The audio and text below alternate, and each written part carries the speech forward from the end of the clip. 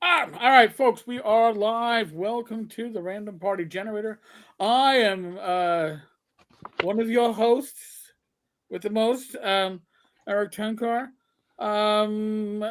sitting in the Mike Battle spot. If you were here on a Wednesday, might tell this. There's a similar shape to the head. Is the one and only Rob Conley. Hey, folks. Continuing in that direction, which I guess would be clockwise, at least from my perspective, is Chubby Funster, often known as Greg. And underneath me, holding up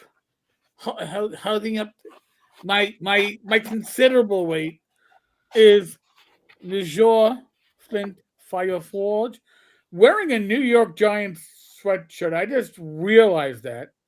So let me just be clear. I am a Jets fan by by history, and You have my I condolences, sir. I know. The last time that the Jets had any chance, I think Vinny Testaverde was behind quarterback. Um, You but had Mark Gastineau or somebody. yeah. Yeah, the Green Machine. Um, It's been a but long drought. Super Bowl three. oh, God. But here's the thing. Football in quote, I'm gonna say quote New York because it's all in New Jersey anyway. But football in the New York metro area is so unexciting this year. Do you know how much football I've watched so far for the 2025 season? Absolutely 0 minutes. Sundays pass by and I am doing like video recordings for this channel. I couldn't care uh, who's playing because I know that no New York team will be looking anywhere near a playoff run. Buffalo. They're not New York, okay? They're I'm just upstate. saying. I'm just Yeah, I saying. know. I know. Hey, Buffalo for my fantasy teams. They're Yeah, they're sure. they're pretty. They fill up a lot of spots. They're good. But as a downstater, as Mm, a New York City individual, yeah, football sucks. Hmm. yeah. I gotta watch hockey again. I think that hockey is something that we can like perhaps. I, I'm bored just hearing about this sports ball action. All right. So just for those that don't know, a lot of gamers hate sports ball. Okay, and I understand that. I understand it. No, if not Flint. Flint wears the sweatshirt. That's right. Yep. You know, Proud of it.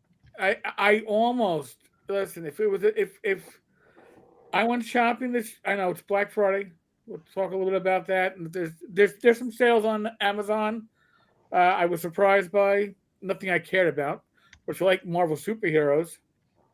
The RPG is like 60% off. Um, but they had these like I don't know if you've ever seen them these infinity mirror order like window ornaments.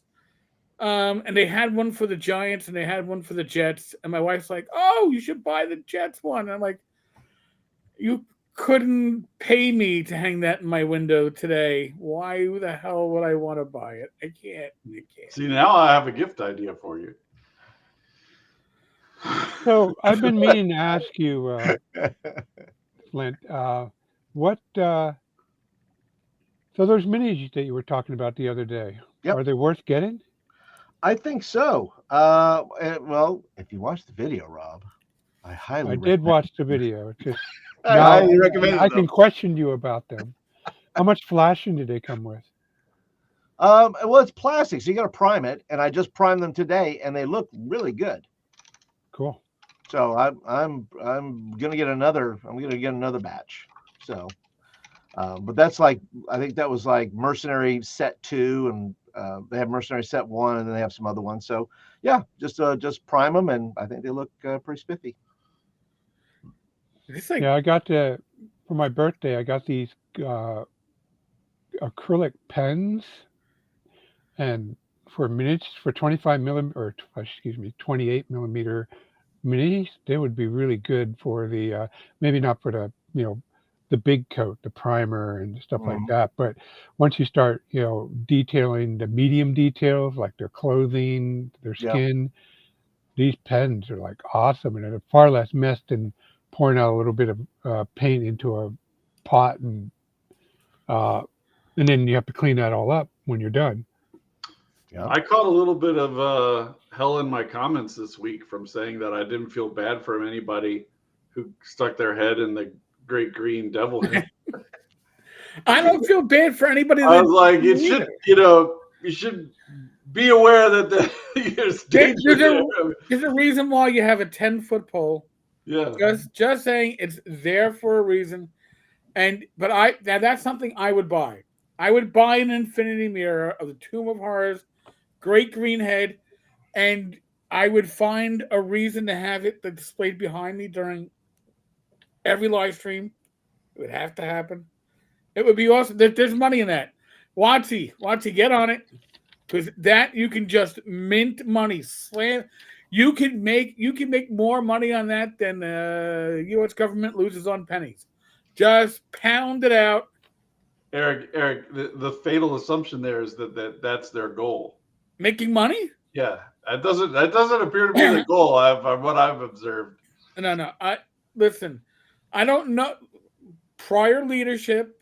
I think the prior leadership had conflicting goals because it had billion-dollar IP, and we have a message that we need to impart, and it's pastel beholders and such. Which we're still seeing, by the way. Don't get me wrong. I was about to say, I don't think that's the priors. But no, what's coming out now is still stuff that was in motion when the prior leadership was getting booted. When people that are now working for a critical role were working at WotC, I think it takes time. If you've ever worked for a large organization, like the NYPD, 36,000 uniformed cops, when you change leadership at the top, it still takes 6 months to a year before anything really changes. It's going to take a while. I get it. I've worked in large organizations. Yeah. So back to the Tomb of Horrors for 1 second. I do have a pro tip regarding the Tomb of Horrors. If you use your Dwarven Forge, go and buy yourself a piece of clear, transparent film that you can laser print on, or inkjet print on, and then you can just do that footprint and lay it right on top when you build up that initial hallway in Dwarven Forge. Nice. I've never actually used Dwarven Forge as a GM. There's an art. Practice first if you ever do. And you don't have to pre-build it, but if you don't pre-build it, do practice, quickly building. But that's what I do. I have everything organized behind me, and I just build the dungeon as I go. And then when I start running out of table, I'll just start tearing parts of it down because, well, if you don't map, tough. But I consider what's on the table is what the players remember as far as the dungeon layout goes. Yeah, Greg's saying some very nice comments, and I want to address one of them right now. We're not growing balls, okay? We've been doing live streams on my channel, and Greg's been doing them with 4 years. 4 years. But doing live plays, that's a little. We've done those too. Yeah, they're rare. I don't do the I overactive. ran some Shadow Dark. Yeah. And there's a reason why. Because nobody on this screen would ever dare script a live stream, and especially when it comes to a real play, because we're not Critical Role. Okay. Well, 3-6's Scary Face has a good point. We don't want the quote to be "We're not growing balls." All right. We're growing old. That's not the right response, Eric. Although I was buying a gift for somebody who cooked, who in our family, who fried the turkey, and I went into the liquor store to buy him a gift for doing so. And I asked the lady behind the counter, she says, "Do you need to see my ID?" And she said, "No, It looks like your balls have dropped.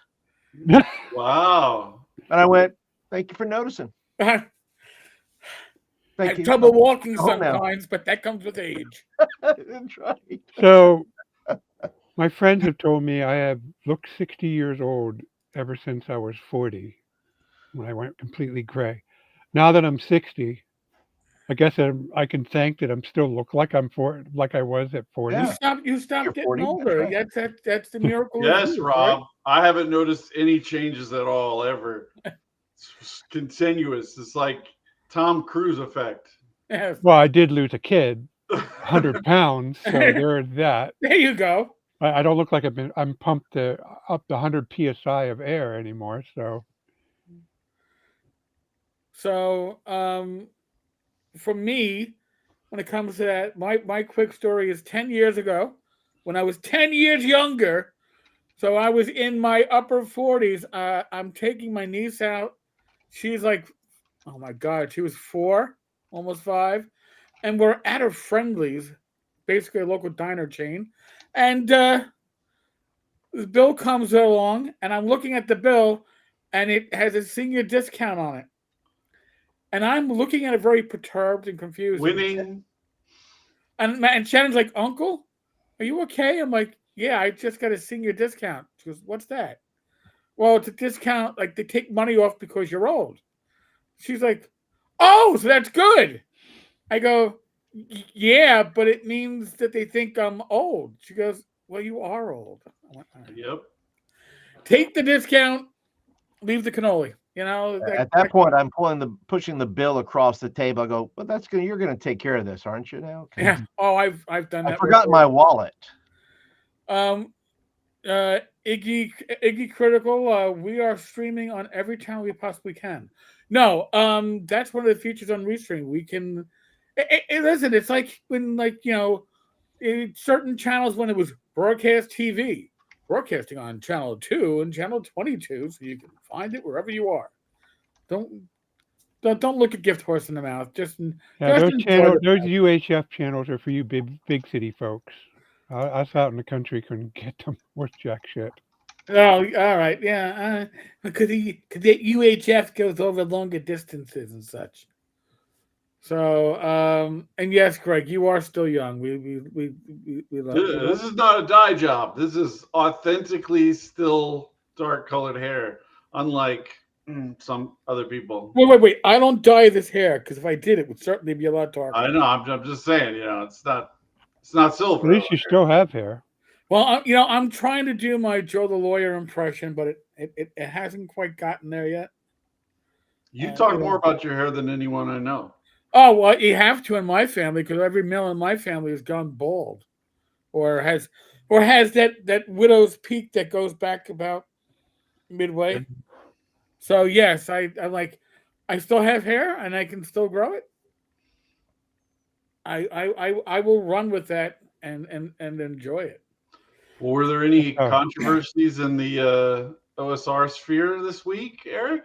If you've watched my videos, suffice to say that if you have a story that you want to tell and it's a personal story, it's a good chance that I'll invite you on the show to tell your personal story, but I'm not going to tell it for you.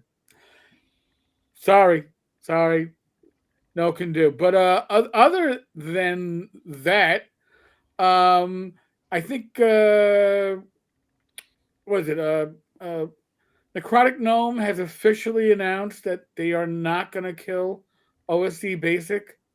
OSC Basic will remain in print on demand and PDF, so they're not going to have those high-end print copies, but it will be a print on demand version of OSC Basic. So the outcry was pretty intense. loud. Yeah, I guess so. I mean, nobody reached out to me and said thank you for carrying the torch, which I am sure I was not the loudest voice, but I mean, it's almost like saying, here's free money, walk away from it. Because literally right now, it was a good solution.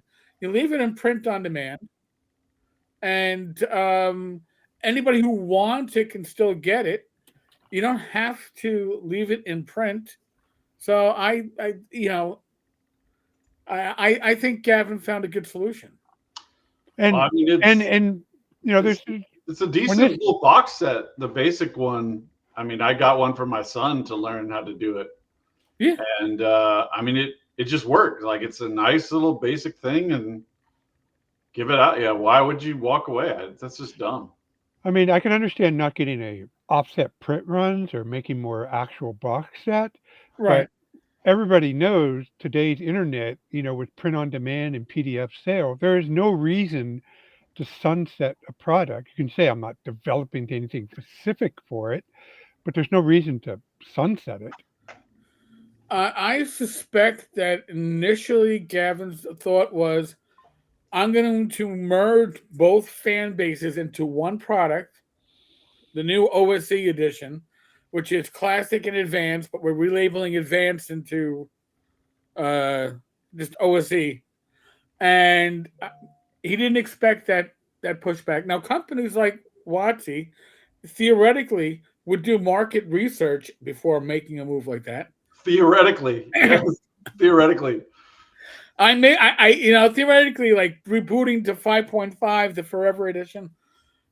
Theoretically, you do market research beforehand, but in the case of Gavin, we think of it as OSE as a large mover and shaker, but it's a large mover and shaker in our OSR pond, which Yeah. isn't as big a pond as we would like to think. I think we fight above our weight class as a part of the larger D&D economy, but I think that Gavin was surprised by the pushback, and I'm glad he responded. It's a good response. I give him a lot of credit.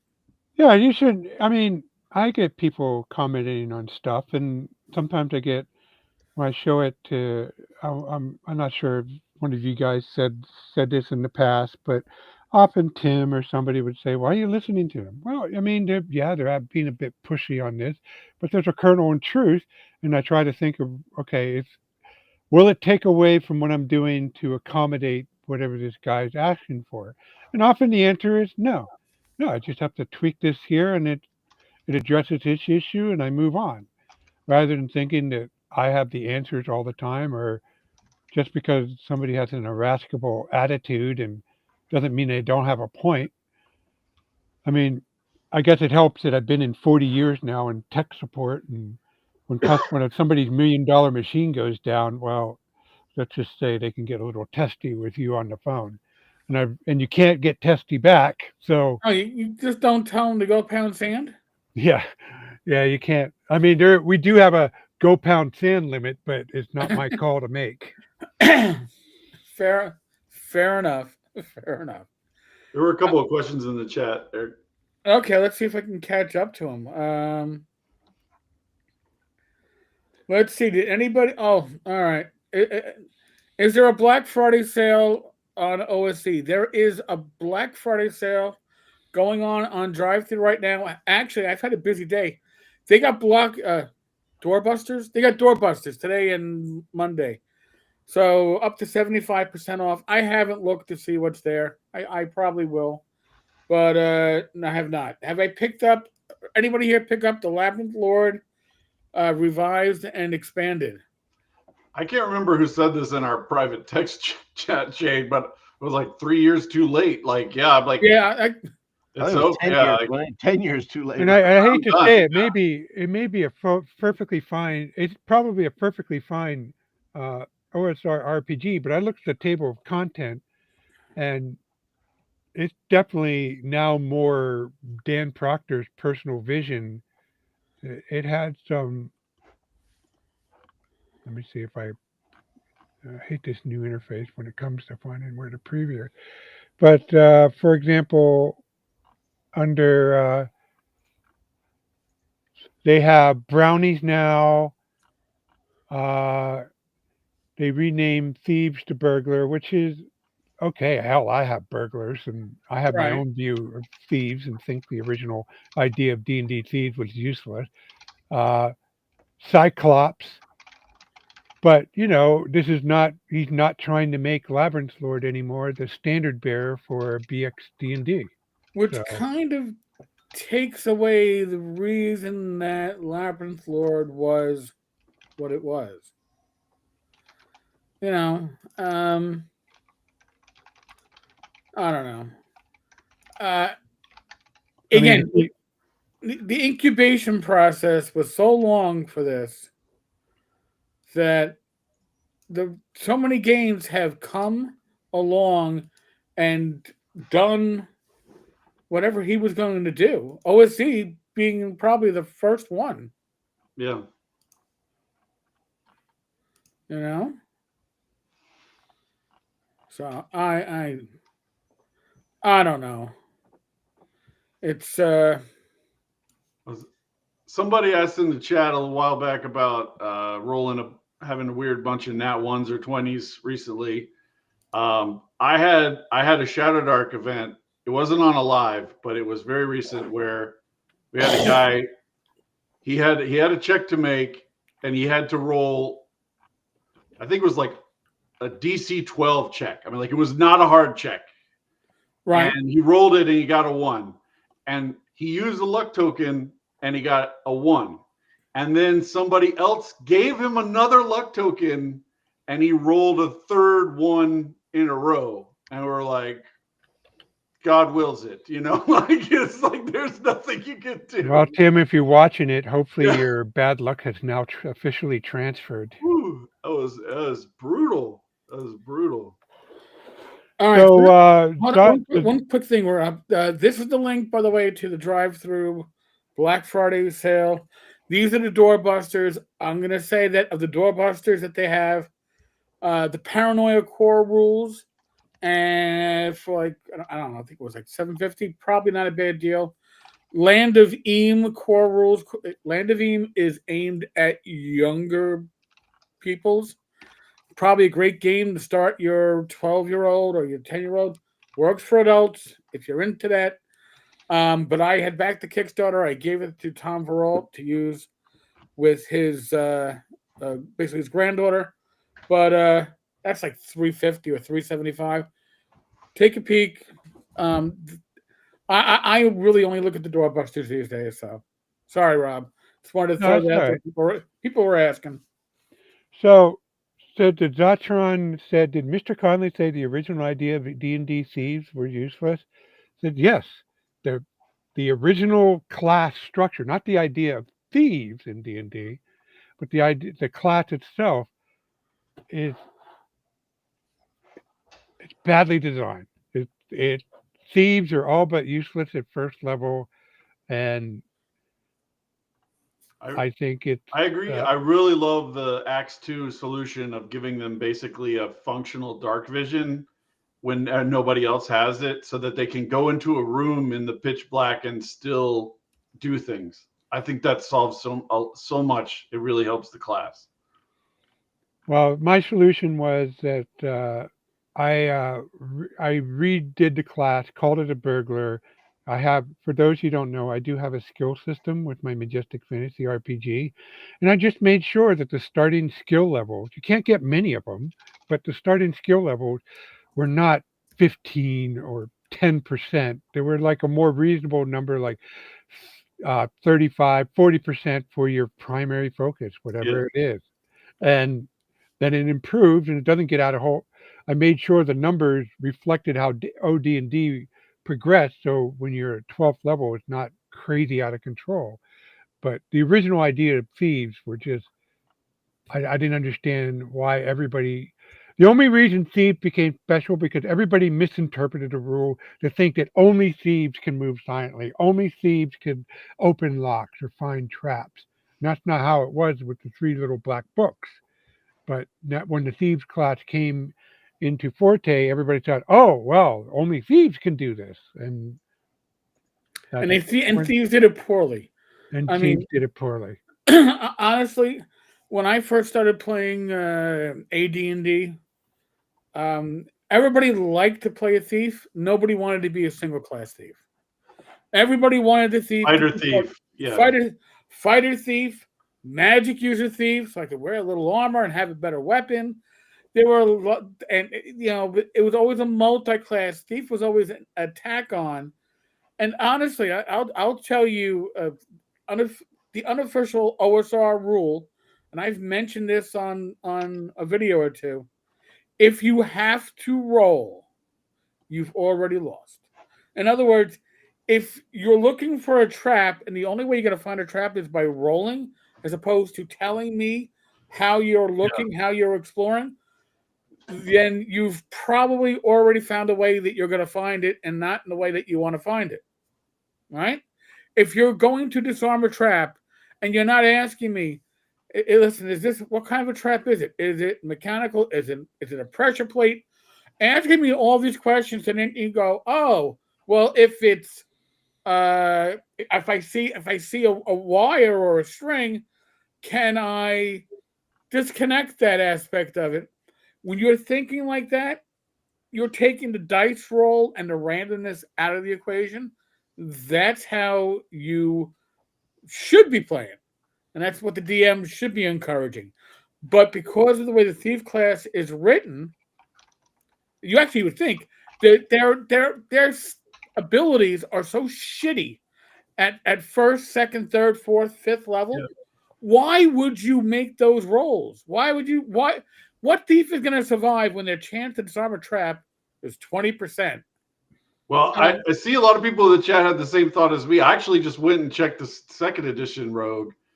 It's still really bad. It's still the percentage. Yeah, but you can plow those percentages into like 2 or 3 Right. abilities and special. And yeah, it's and not bad. you can like if you wear no armor, there's boosts. If you do, I was just flipping through some stuff like so you could get them up into the 30-40% range even at first level in certain cases, but it's still not good. I mean, he's low chances, even in second. Yeah. I mean, I consider first level to be a trained apprentice. That means somebody who's been through training is now ready to not work professionally, but it's capable of you doing useful things. And yeah, those low percentages is not capable of doing useful things. So yeah, I know it's my opinion, but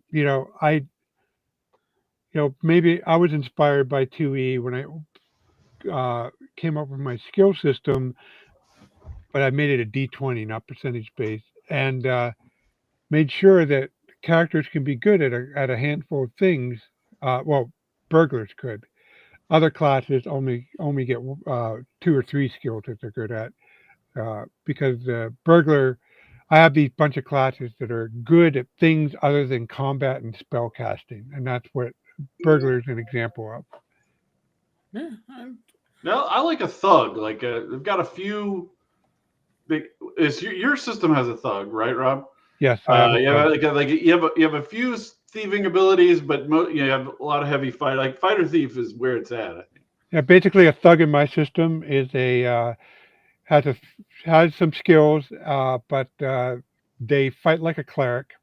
They're not as good as a fighter, but they're better than the burglar, which fights like a magic user, and they do extra damage because they specialize in brute force. Yep. Real quick. So, Chris, you picked up Osric. Osric 3 looks great. 3.0 looks really solid. My only issue is I can't read the physical books that come from Mythmere because the font is too small for my aging eyes. And I know. Hold on. I should break them out. I can wear these when I'm reading my RPG books. All right, and then I can really look my age. But I prefer the books that I don't have to break these out.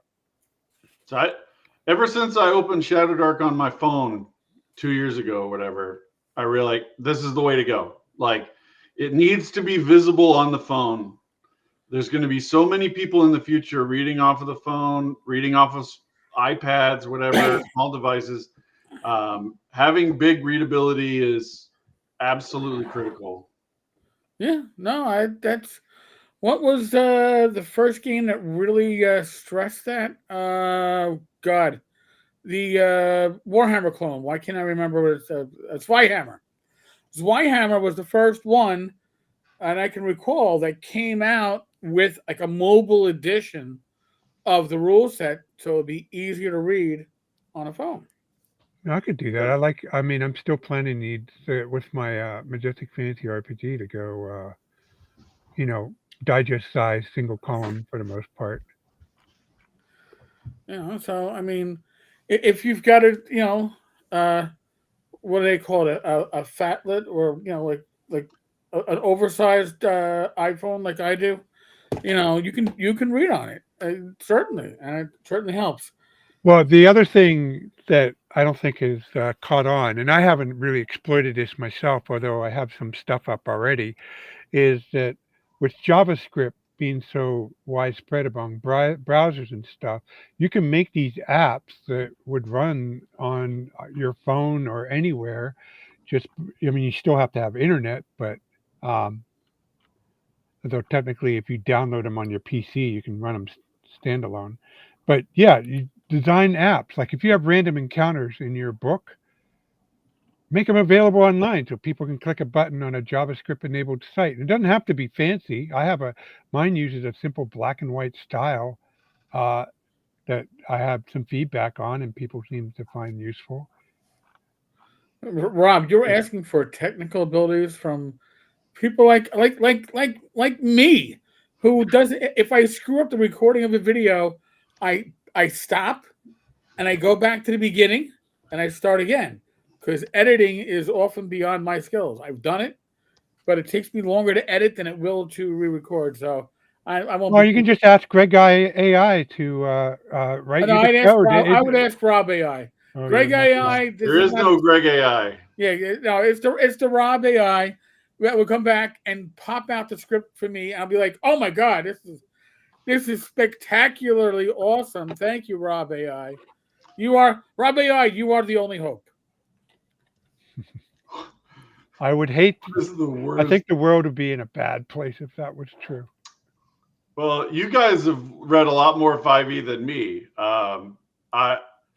I don't have the tolerance for it. What would you say is the worst 5e adventure you've read, Rob? I've heard people say Anything after Tyranny of Ghost Dragons, of Saltmarsh. Saltmarsh. You Yeah, say I mean anything it after just. Saltmarsh, or are you saying Saltmarsh is? Saltmarsh was the last good one, he said. Oh, that's a good one. I mean, there were a few others I didn't care for. I didn't like to care for the first one, but overall, there were some really good ones interspersed. And after Saltmarsh, um, I don't know. They just didn't. I guess they lack scope. I mean, sure, I don't. I'm not into this mocking them because just like they think if they make it an adventure out of a barista, there's a time and a place for it. But there was No, all no. the adventures were in that particular module were kind of lackluster in that regard. I mean, Harry Potter shows you how you can do a magic school done, how you can have epic adventures in a magic school. The venture with the I forgot Strixhaven. Strickhaven. Strickhaven was no Harry Potter. Well, when Harry Potter is considered edgy, Whoa, we've reached a crazy level of whoa, bullshit. whoa! I wouldn't What? say edgy. I just said epic Oh, adventure. no, I know you did it. I'm saying to Wizards of Okay. the Coast, Harry Potter is like the edgy thing now. By the way, I want to just address J Bash. Yeah, the Swords of Wizardry Complete Kickstarter. I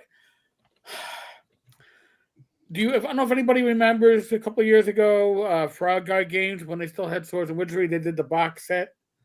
I had the wood grain edition of the box set for Swords of Wizardry Complete, and I donated that to ShireCon this past September because I realized that it's going to just sit on my shelf, never to be used, because I can't read it without breaking out the readers. Whereas with the Errol Otis cover, the blue cover of the Swords of Wizardry Complete Rulebook, is beautiful to my eyes.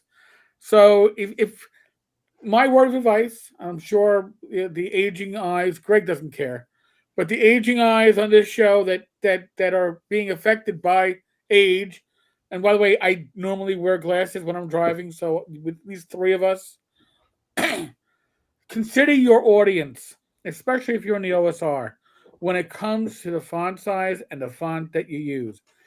Why are you not using something that's black for the font, something that's contrast? I don't care what looks good to your layout eyes.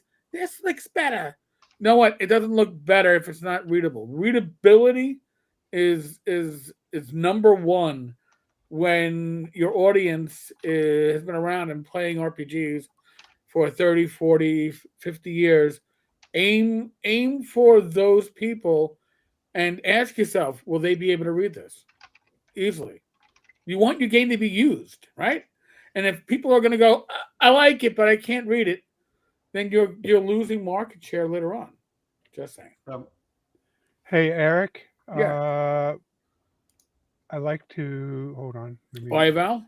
here, gotta, So, hold on. I'm sorry. working on it. Where is it? Well, see, Eric, even I have my limits. I mean, there that Hot Springs Island, where the font is like 4 points. Yeah. Even on my computer, it looks hard to read. Like it's crazy. Like there's a certain level where it's just nuts. It's just I absolutely nuts. agree. Why would you design it? Anybody else here, Chubby? Anything with a color background. I hate it. Oh God. Can I just Can you hear bitch? anybody? Yeah. I want Numenera. Okay, I was excited back when that Kickstarter came, and then I got it delivered, and I couldn't read the effing books because of that fucking art behind everything. Everything. There's some Shadow Dark product that has black pages, like it prints. They print it on a black page with white writing, like dark mode.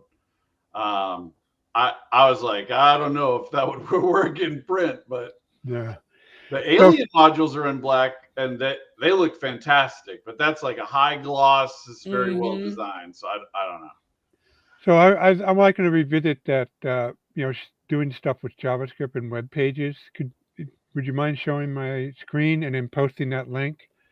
So this is an example of what I'm talking about. So this is you guys can access this right now, and I took the original Three Little Brown Books treasure tables, and I made this generator for it.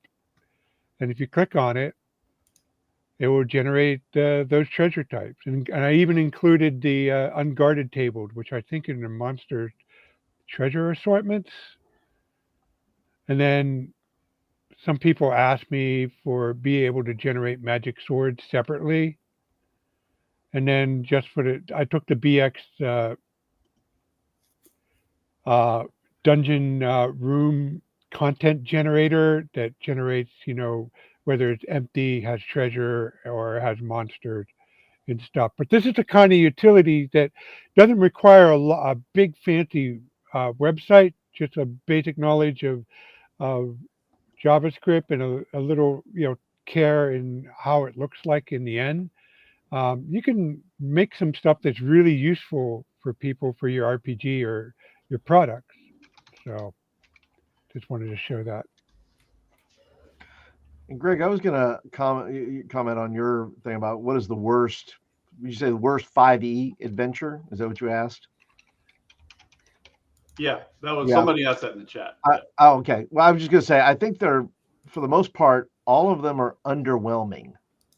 There's none that I'm looking at and going, boy, I really want to run that.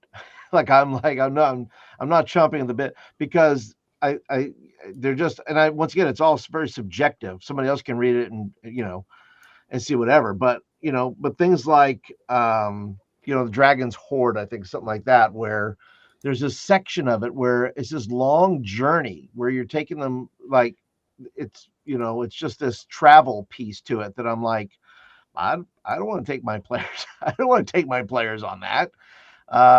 It always seems like there's just a section or whatever. Is that because of like the railroading of being on that journey, or is it just crappily written? I think, isn't it more of a case? Forgive me if I'm putting words in your mouth, but isn't it a case they take 5 paragraphs when 2 sentences could do the job? Sure. Yeah, and it's just in a long they could have, like you said, Robert, they just could have shortened it. It's like, why does this have to be this long, and why is it taking up, because a word count, obviously, right? They gotta make the book into something. They gotta put the pages in, So, somebody said this one time, and I think it's probably a good rule of thumb, is that every adventure book that 5e puts out is really just a source book. If you don't look at them as adventures, but as source books where you can just thumb through and go, well, that's pretty good. I'll take that part out and drop it Well, that's here. understandable, because what Wizards is trying to do is a cheap ass version of what Pazio does with their Adventure Path. Those books are Adventure Path, but in a single hardbound. They don't have to print, 6 volumes like Pazio does. Yeah. Yeah. There's good. They have good bits and pieces, but Right.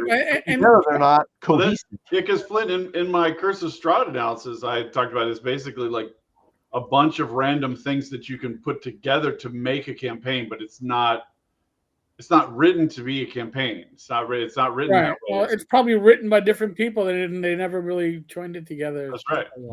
And here's I the don't other know. thing too with a lot of WotC adventure. I'm going to use products. Is they put a lot of player facing material in, because you're like, well, if I want to be able to use this feat in a future session, I need to own, Bat in the Attic's adventure line here because it's hidden in this.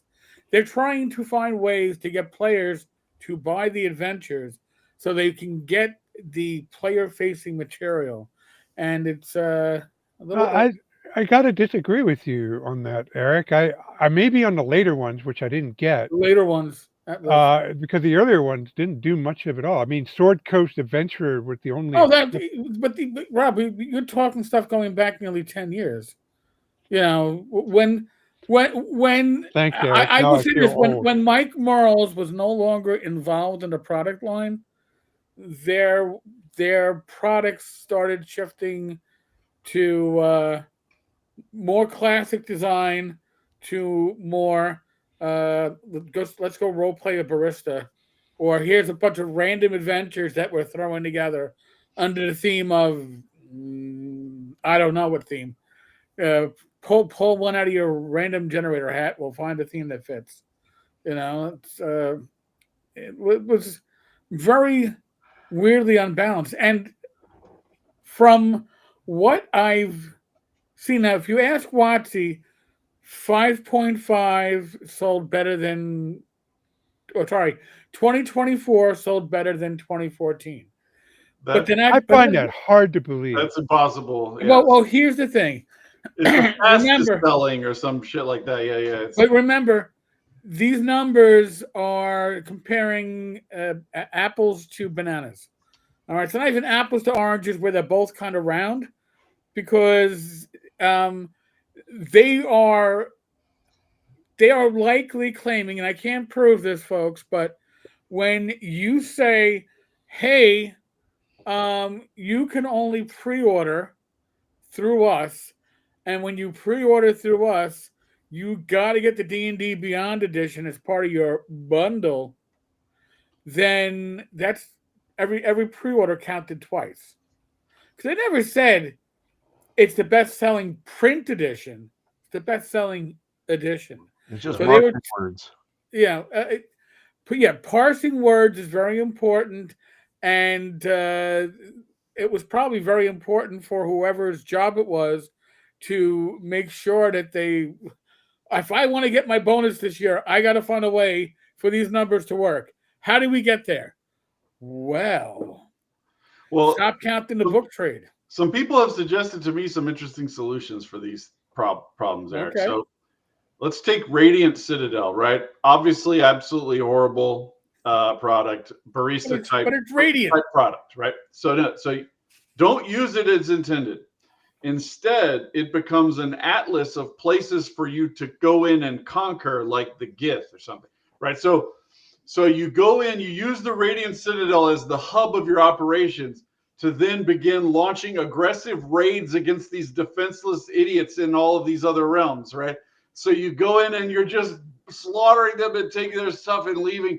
And so, if half of the people are kobolds anyway, that's a fucking dungeon, right? So just go in and chop those people up and take their stuff and leave, and turn it into a real adventure, a multi-dimensional raiding adventure.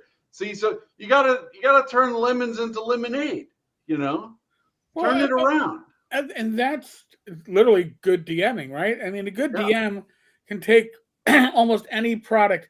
I Wait. You mean you have to let people be willing to trash WotC's setting? yes, basically. I mean, Had by to the way, work on none of my us here catchphrase. run as Yeah. written, but I mean, back in the day, if I was like, really suffering because I was running 3 or 4 sessions a week during college breaks, I would pull one of the Traveler double-sided adventures off a shelf and figure out how to turn that into a 1E adventure without too much work, because you're looking for inspiration and you're not really worried about a direct conversion. Yeah. Uh-oh. I don't Yeah, think any adventure. Here's a hot take. I don't think any adventure should be run as written. okay. I just think you have your own ideas that fit much better. And I think so many people look at the book or look at the adventure and go, well, that's the way the adventure is supposed to go. And I'm like, absolutely not. That's, you want to take that thing apart, please do. Because I think the DM has the better ideas, but the DM, if they're new, maybe thinks that the adventure has the best idea because, well, clearly it's written in print, or I've printed it off, and clearly this person's smarter than I am. I would question that. Well, the set. I hear an echo, Eric. Yeah. Is something on your side? I don't think it's. I haven't changed my. I'm echoing too. But I'm running Gods of the Forbidden North on my Saturday night game, and Rob Alderman, who wrote it, joined us for like the first 5 to 10 sessions. I forget how long it was. He's been busy writing the 3rd volume, so he had to drop out. But I couldn't run it as written because he knew everything, right? So right off the bat, I had a fort that was supposed to be kind of like a nice little helpful base of operations for the players, overrun by undead. Everybody's ripped to pieces, and they go there, it's destroyed, right? All these different things just totally change whatever it was. There's a guy, halfling named Taffin Larry, and he's written as just basically he has an expedition he's hiring people to go on, right? So the players show up at this town, and it's about to be winter, and the guards don't want to let them into town because it'll be like too many people in town and there's not enough food kind of situation. So they force the players basically to join this guy's expedition and then send them off as a way of getting them out of town. They strong arm them into that. And then I had this Taffin Larry guy just go like fucking nuts. And he started like, I had him messing with evil artifacts. They cast detect magic. I showed them like a bunch of parts of his face were showing up as having magical item properties and all these. So this guy's out there somewhere, like they have no idea who he is. Like even Rob Alderman would have no idea who Taffin Larry really is at this point. So that's the kind of thing. You just got to. I agree, but you got to just make it yours. You got to bring it to your table as its own unique thing. Oh, definitely. Absolutely. By the way, I want to just make a quick reminder to folks. If you're watching on my channel, you should go over to Chubby's channel now or later and make sure you subscribe to Chubby, because Chubby's doing great work. He's on fire, and not in the case of like, oh shit, like bad fire. It's not good. His channel is literally going to be probably one of the largest in the OSR this time next year, if not much sooner. So go subscribe, get in early. Oh, come on. We have to do it we have to promote him the right way. Hit the Thank like, you. folks. Hit that like and subscribe button, or the gods will send giant Well, eagles to eat out yeah. Greg's gizzards. No, but they have to be watching on his channel for that to work. So if they're watching on my channel, they got to go through an extra step. I'm just saying, I'm just saying that Greg does good stuff, and I've known him for years. Give the man support. I spent most of today putting together a plan and the first video for a Curse of Strahd size series on Gods of the Forbidden North. And Wow. the first video, I'm going to record audio once we finish up here tonight and load it up into YouTube for premiere tomorrow. And it's focused on how to run a huge fucking setting like this. Like, it's a 500-page book. How are you even going to approach a massive setting like that? And I think it's to me, it's the gold standard of a comprehensive hex crawl. And when Eric, when you were on with Joe the other day, and he was laughing about how horrible hex crawls are to him, whatever, and he describes the most straw man version of a hex crawl I could possibly imagine. I was like, Jesus Christ, Joe. He's rolling randomly for each hex as you go through, like it's all totally And then random. you destroy it, and you go on to the next hex, and like anybody's running a game like that, like where you're clearing hex after hex after hex for weeks and months, like it's nuts.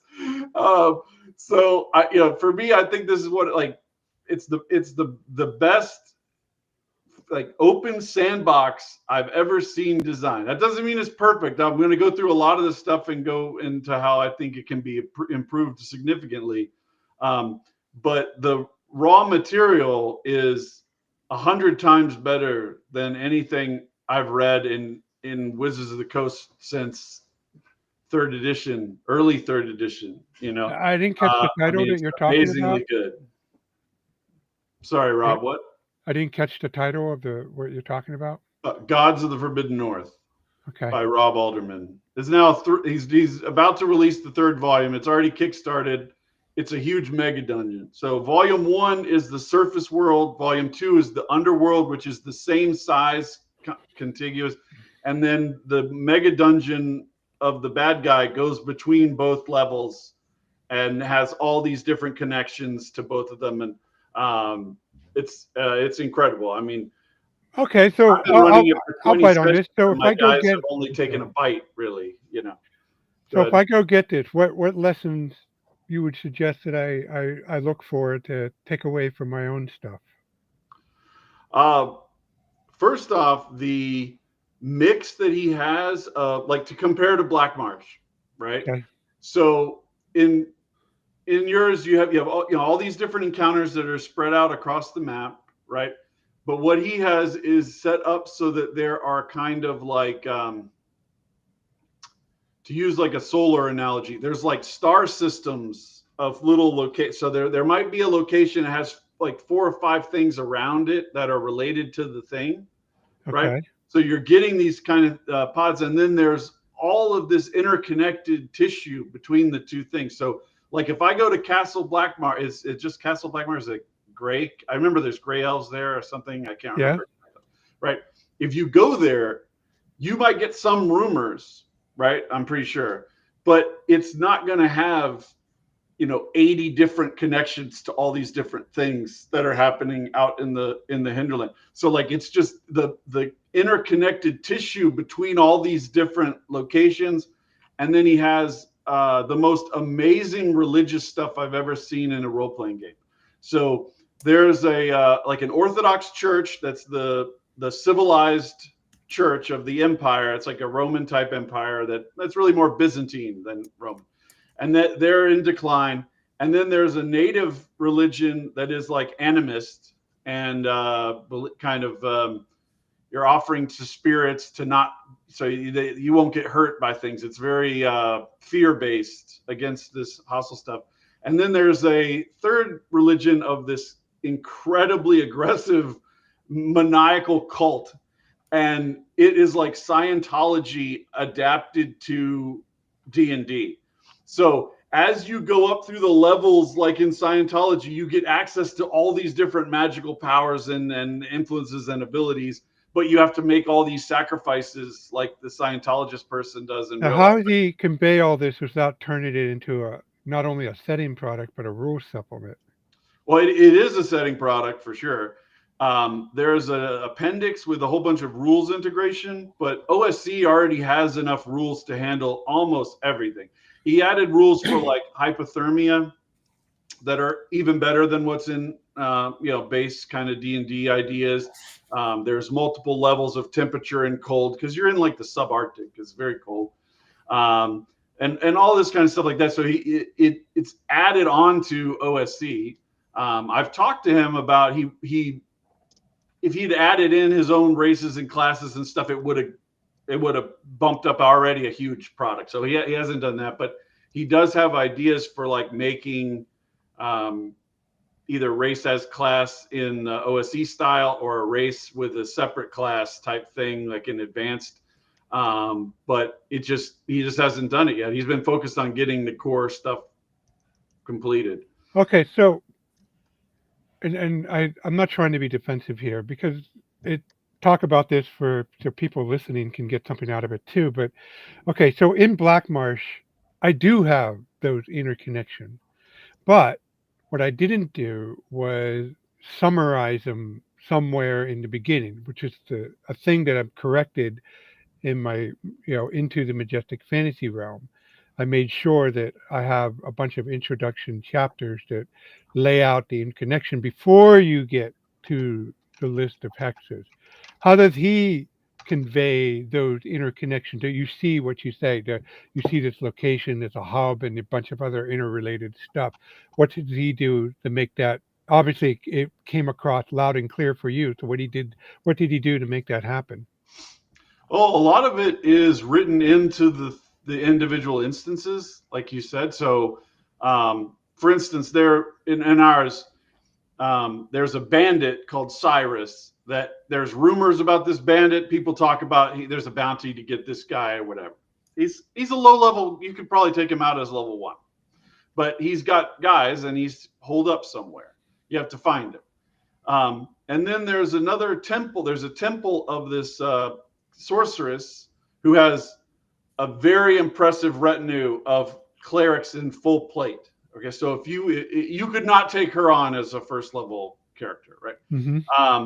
So those two places exist. In the text of each one, it talks about their feelings towards another, which is the sorceress is in love with this Cyrus guy and wants him to join her in her cult thing. And he is a little skeptical about this and wants his independence, classic boy-girl situation. So then both of those people have things on the random encounter table. So they were wandering on the road and got attacked by that Cyrus guy as a random encounter on the road. They captured him alive. So I'm looking at his entry. I can see that he has this problem with this sorceress. Sorry, that's my trash reminder. So he sees the sorceress, and I go, okay. Well, he tells you he'll take you back to his hideout and give you all of his treasure if you guys don't turn him into the guards. So they're like, oh, all right, awesome. So they take him down the road. Well, I have him take the party to the priestess. So then when they get there, she has this impressive retinue and forces them to hand him over or else they're going to get stomped. And now they don't know where Cyrus is. He got picked up by her. I don't tell them. Yeah, they had to walk away in shame, having gotten threatened and to back down. So both of those things are existing out there on the hex crawl, and they're in the random encounter tables, and they're in the rumors, right? So that's what I'm saying. Like it's all being interconnected with that tissue. But do you have to read? So is that like summarized somewhere that to look for them in those? Not the way that I think you're meaning, but part of what I'm doing in my videos is going to be to point out things that would be easy to do, right? So just like one example, I have the skills to do this. The average person doesn't. I opened up the black and white map of the overland world, and then I just put dots everywhere where all the entrances are that connect down to the underworld, right?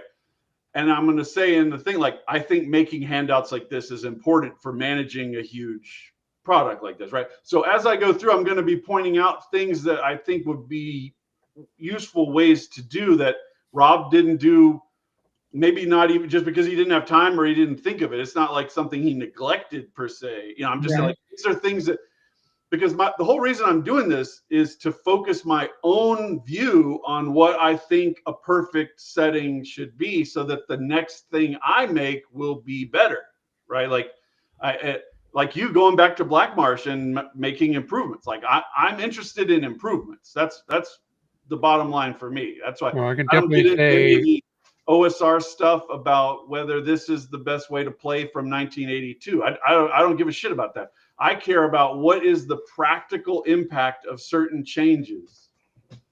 well, I can say if you're going to do maps with keyed locations keyed by hex location, for God's sake, put a one paragraph, it doesn't have to be long. You don't want to write a novel or an essay, but just write something that summarizes so people know what to look for when they read your product entry by entry. That's Well, I that's agree. that's a lesson I On the learned. micro level, like having a short list of descriptors at the front of a dungeon room, a short list of descriptors at the front of a location in town or whatever. Yeah, things that the DM can describe first. You know, this is a dusty store. There's an old lady looking through stacks of books. You know, that kind of thing. Just little things like that, so that as the players start to process that and give their own, then you can start looking down in the more detailed levels of whatever it is that you're doing, and then bring that up as well later. It's all about managing what your brain can handle all at once. I think some summaries like that at the front of locations is fantastic, and the meta summary in front of a whole section is also fantastic. Yeah. So what is the scale of his Forbidden North? I mean, how big of an area does it cover, and how many actual locations does he? It's this map right here over my shoulder. Yeah, I can And that vaguely is, I believe, about like a 15 by 30 hex map, 6 mile hexes. So it's not that huge in terms of total is it letter territory. size back there or what? What size? What? Oh, 30 by 15. Yeah, I'm looking it up right now. So it's 15 hexes north, up and Yeah, down vertically, 20, and 30. 22 by 26. Yeah, Okay, hexes. hexes. Yeah. Okay. And how would you think his format does if he decides to make a map 4 times his size? Well, I'm saying not 4 times. I misspoke. What I meant is twice the size, which is 4 times the work because the square of the yes. area. Uh, so what happens if you make that map twice the size and does have 4 times the number of stuff? How do you think his stuff will scale? I think you would have characters that were powerful enough to do things quickly, because that level of you could run you could run for 4 years. You know, like I've already been running for 6 months, and they're like this far. Well, You know, I mean, like, what I mean is, as far as you as the referee taking this book and trying to figure out your oh god, campaign. you die at that point. I think four times this amount. Oh yeah. I Yeah, mean, there'd be but for me some. personally, that those 12 by 18 maps that I made for my project, that is the freaking largest I'm going to go. Yeah, 4 of them at once. I am not going to make an 8 map project or a 6 map project. 4 of those is big. In fact, I think for the next setting release I want to focus on like 4 letter size map that it, are coordinated together. it's amazing how much is in a real 6 mile hex. People Oh don't yeah. even think about it. Like a real 6 mile hex is huge. It's fucking huge. It's a lot of space, and there the idea that you're going to deal with some kind of territory the size of France or Germany or something, like, individual people don't cross that scale. Like, I mean, like, just having a campaign map the size of Brittany or Switzerland or something would be enough for a lifetime of doing shit. You know, I mean, like, it's crazy. Yeah. I know. I'm running a Majestic Fantasy Realm campaign right now, and the players started in Northport, and they went up to they adventured around that little area, which is it's like this out of a 12 by 18 map, And then they finally took a ship to this one other area, and they're just like this narrow slice of the 12 by 18 map. And they're up to 12th level now. I've been running it for over a year, and just crazy how much adventures you can get out of even just 5-mile hexes. Yep. And Eric, I saw you had Ear Trumpet. Thank you, Ear Trumpet, for 2 super chats. Much appreciated. And everything is possible with Ritalin, folks. If you just take enough Ritalin, you can write, you can design your way into the future. But only if prescribed by your physician. Yeah, you can smell colors. You can, you can move beyond the moral realm. That's amazing. There you go. But by the way, Guide to the Forbidden North, the PDF is apparently on sale for the Christmas sale that's going on drive-through. It's about my poor math is it says it's running at 30% off volume 1 and volume 2.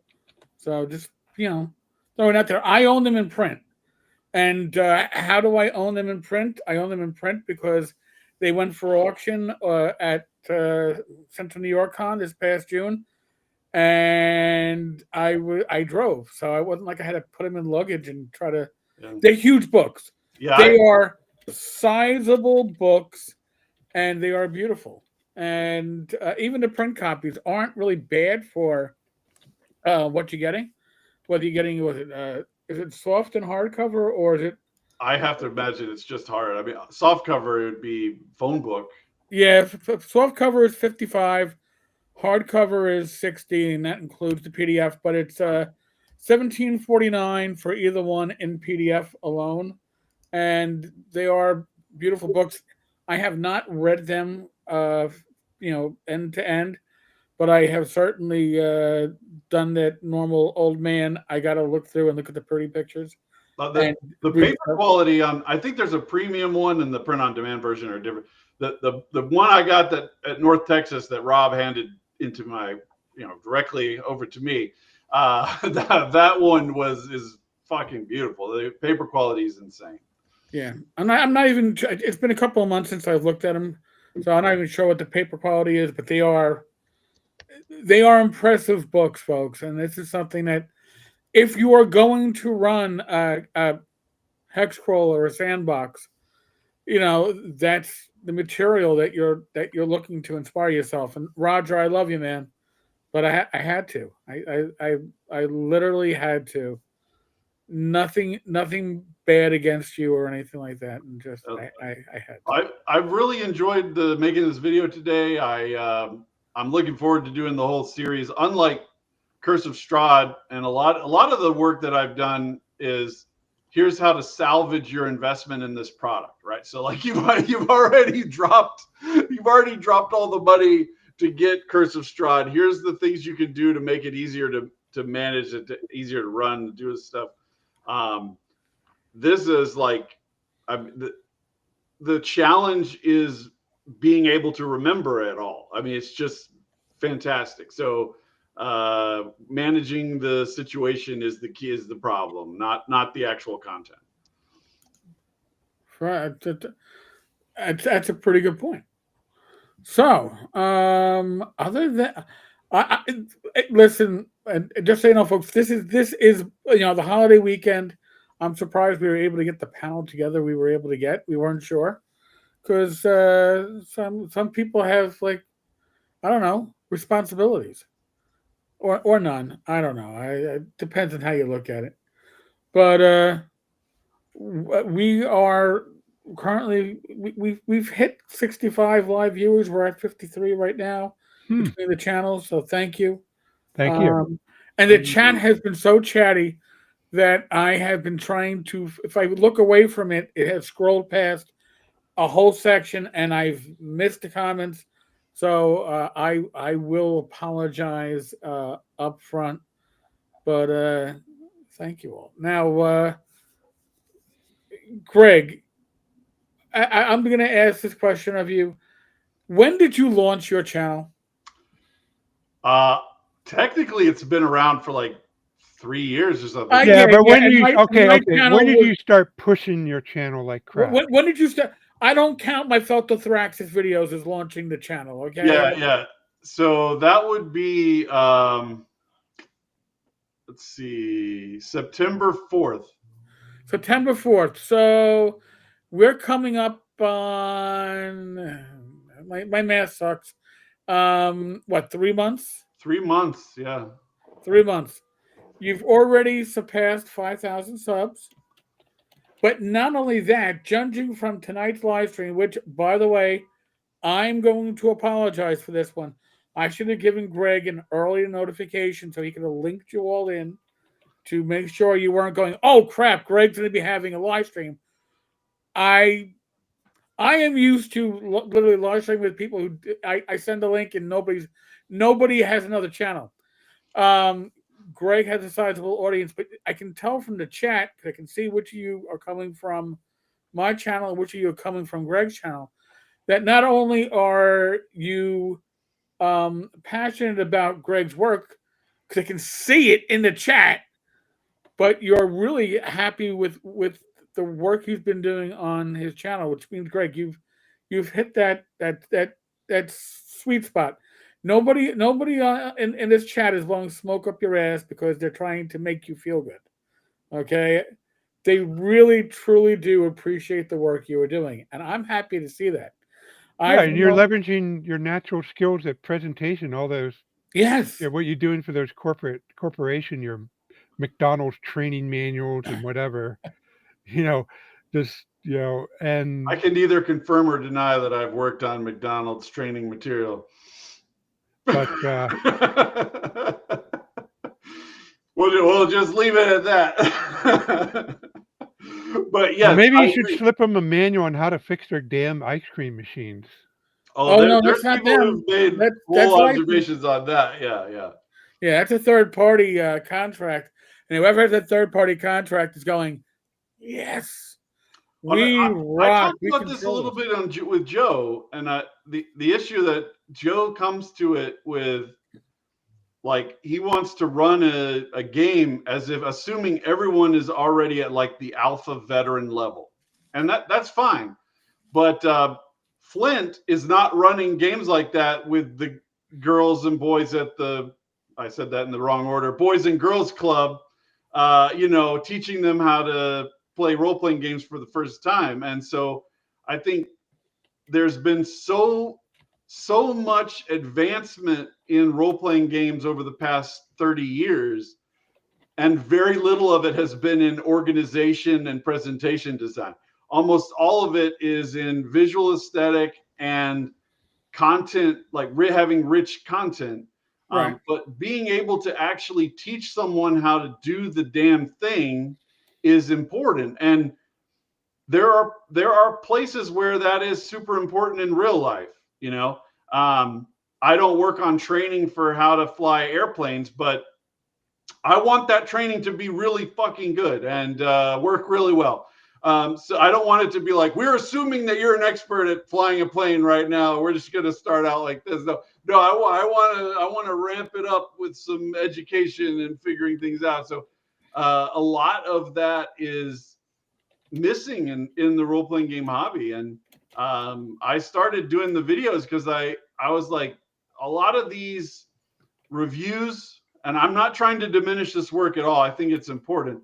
A lot of the what we call reviews in role-playing games, is just flipping through the book, which is a replacement for being able to do that in the hobby store. So that's good. Like, I can't go to the store and find this particular product. I can watch a review on and see somebody flip through the product. But not only is a RPG product something you have to read, you have to then plan it and run it at the table. Like, so if we aren't even getting to the stage of reading it, then how can we know how good this particular thing really is? And the first video on my kind of launch of the channel, to use your words, was a review of Gods of the Forbidden North based on actually having read and played the product.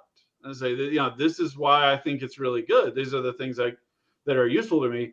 And using kind of the presentation skills to show the different religions, show how they interact with each other. it blows my mind that simple line arrow animations is a technical feat. But it is, a lot of people don't know how to do basic animation in video, so it becomes a weird thing from my perspective of, oh wow, this is something that is truly unique in this market. But Only you can pull off an electron cloud Electron diagram for cloud. analogy. well, I out nerded you, Rob, and I know that makes you mad because you were counting on always being able to out nerd me, but You still haven't used the phase transition diagram that I sent you. no, but maybe when I do my next science fiction game, then I'll implement some even more advanced nerdery. Ooh. Did you want to answer this question from Ravenclaw, Eric? Let me. You had it pinned up here. Hold on. Is that the one about the? Oh yeah. Sorry. Theater of the I put it Mind. on the screen. Theater of the Mind. Um, uh, Gentlemen on the screen will generally know that if I'm running a game, or if I'm playing a game using a VTT, I'm probably the person not moving my token. Okay. So when I'm using Roll20, I don't use tokens for my PCs or my NPCs. I will say, Flint, point on the screen and let me know where you are or where you're going, or that it. I am very theater of the mind because I've always run it that way in face to face, and I think it goes faster. But others are more visual based, and that's fine. For me, I run on VTTs. It's fog of war and point on the goddamn screen. I run on VTT every time, unless it's at I didn't run any games at North Texas, right? If I was going to run a physical game, it would have to be at a convention because I just don't get together with people in meet space. Right. But on the VTT, I just make one encounter early on that's just like a forest battle map or whatever, and I'm like, if we have some random encounter or battle, then we'll just move you to that battle map and resolve it there, and then move off. So I don't try to model every encounter absolutely uniquely. That at Ravenclaw's follow-up comment there about showing relative position, I think that's important. With spells that have ranges that are finite, it helps to have, that guy's 50 feet away, that guy's 20 feet away, whatever. That's useful. Yeah. At least for young people, I love using the miniatures. I love using, and for most people too. I think for my preferences, I like having it on the table there.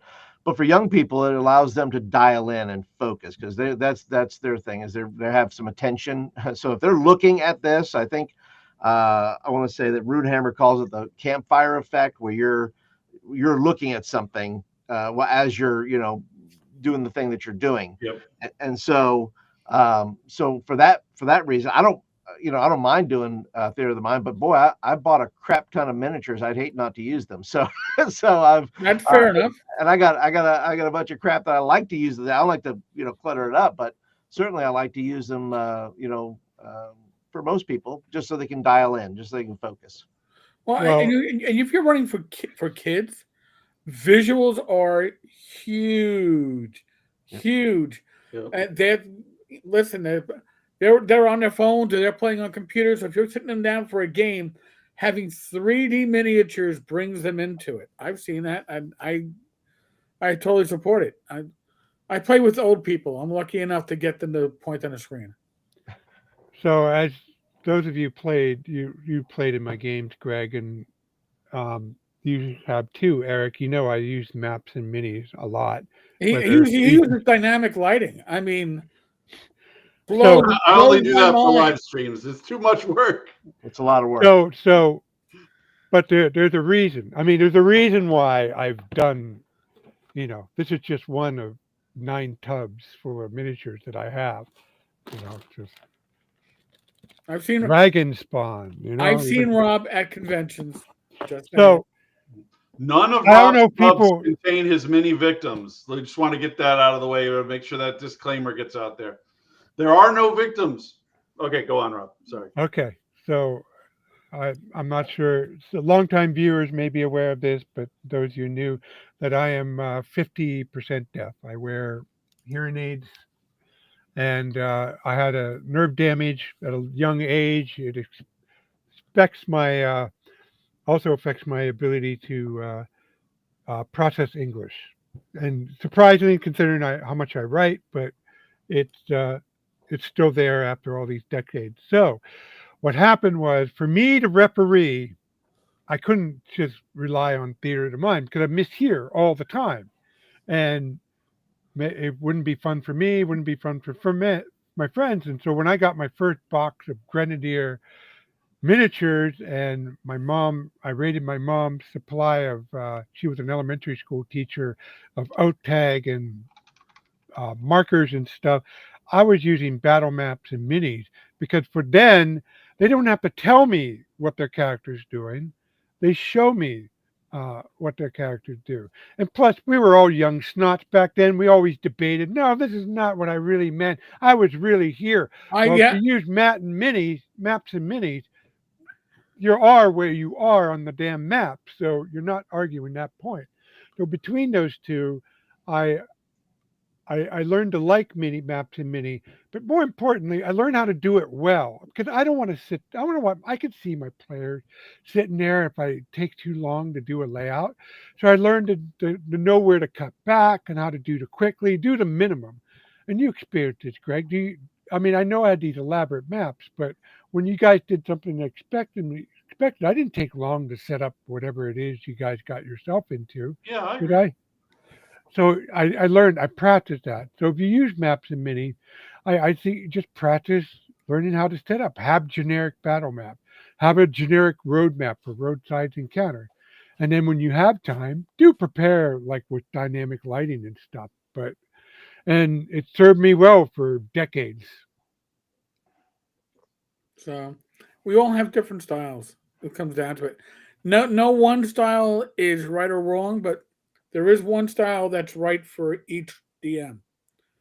All Yep. right, it's better. It's easier to get your players to adjust to your style than for you to run a style that you're not comfortable with. That's my hard opinion. And I just realized, Eric, we're actually in a special magical moment. The uh, the GM companion for Shadow Dark has sold enough to be mithril, but Ooh. drive-through's system has not yet updated, so it still shows up as platinum. So only us Well, wait a minute, know Greg. that this is actually the situation now. Did you sell any through coupons or anything before you actually released it? No, no, it's I know I'm looking at the right number. I'm looking at the right number. Okay, good. So yeah, it's just a matter of waiting for their SQL database to Well, hey, you're the upgrade. first one of us to hit Mithril. Congrats. Yeah, Yeah, so very very cool. exciting. There Yeah, you go, Fugly. Let that fireworks begin. hold on a sec. I should be able to do something like that, right? Come on, yay! No. Well, so I'm doing a reactions. I'm using the. Yeah, I know I am too, but it's not doing nothing Oh, for it's me. not. All right. Well, I'll give one for Eric there. There So you go. here we go. I don't know. I All don't right. know nothing. The reactions ain't doing nothing. But I can actually, you know what? I can go into. Do a party though. We can do that too. We can party hardy here. Hold on a second. Oh yeah, It's All right. raining. It's it's raining. Oh, there There great. we go. Oh, There there we we go. go.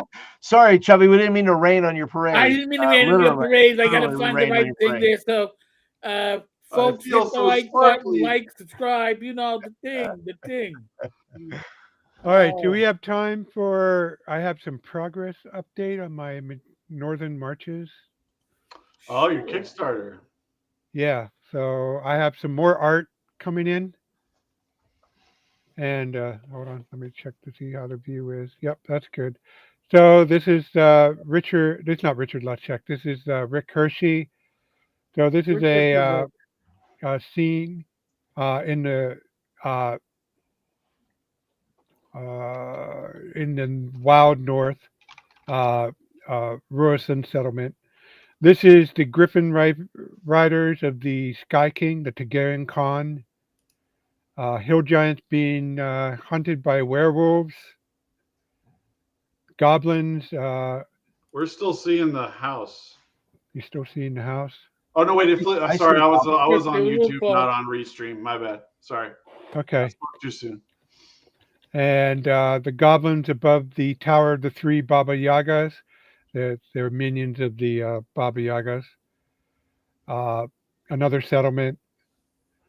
This is one of the Koski is one of the primary bad guys in the Wild North. He's a lich, but he's not out to conquer. He's out to find the reincarnation of his lost Oh, bride, and he goes out and kidnaps young women and examines their soul. And if they don't turn out to be his reincarnated love, he turns them into a zombie. And there's over 1,000 of them okay. I wandering was the hills. wondering why he had breasts, but now I realize that's not he. Okay, Yeah, so this is one of his brides. I don't remember giving you that picture of my ex-wife to use as an inspiration for that. Oh. Oh. So I have a lot of undersea encounters in the product. So this is one of them. That's a wizard traveling in a glass bubble accompanied by dolphins. This is the Night Portal Keep. It's a surface output of the Drows and an entrance to the Underrealm.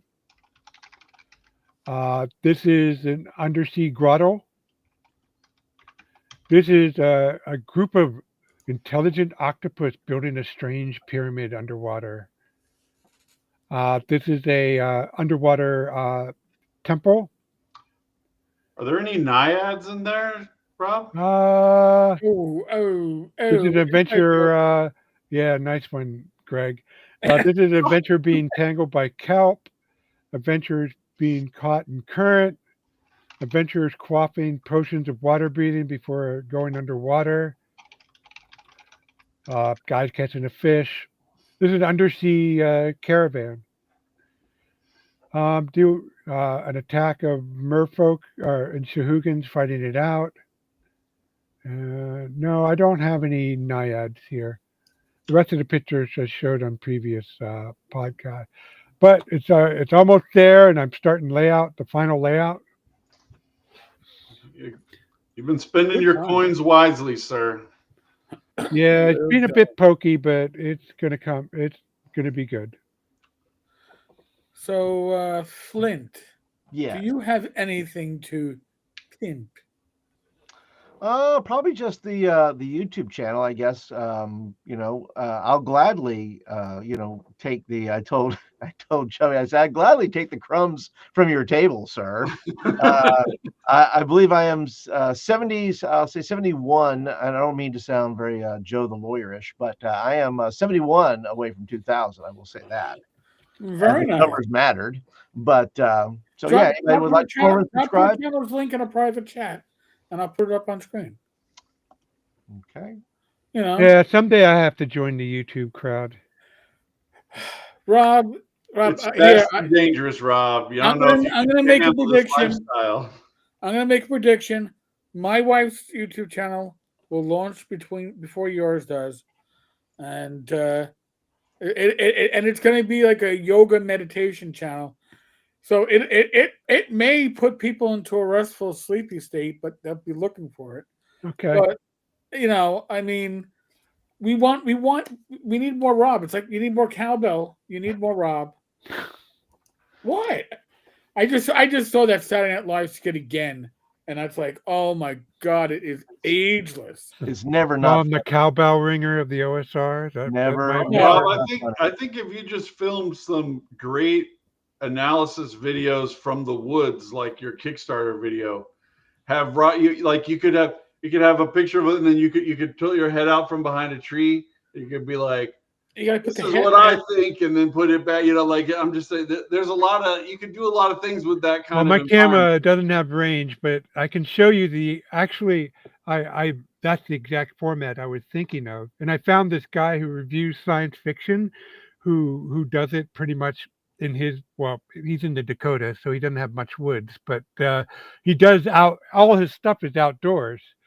The only problem is I got a foot of snow outside my door and it's freezing and That'll it's cold. that'll add to the video. Winter Wonderland, Rob. Yeah, I mean, listen. I'm pretty Think sure about it. North is in the name of your product, right? Yeah, well, one of the Northern ingredients. Marches, right?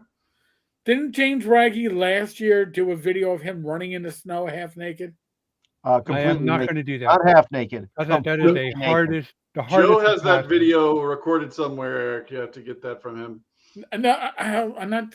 I'm just saying. I only seen the one where Reggie's trying to film in the park and little kids keep coming up trying to talk to him. That was hilarious. That's But I true. did When's for it my ready for birthday me, get a pair of the whatever that starts with the letter L, the mic that you use, the Lumineer mics. Yeah. So I did get Well, that, and they work with my. Turns out my this I have a souped up smartphone when I signed up. I got a S24 when I signed up with T-Mobile, and apparently it's a pretty good smartphone with auto stabilization. So I got the camera. So Well, I've been having some mic problems for like the past month, and I have a really nice mic. I was like, I'm not sure what's going on, and then I found out that it was a compression as part of the video export. It wasn't part of the audio at all.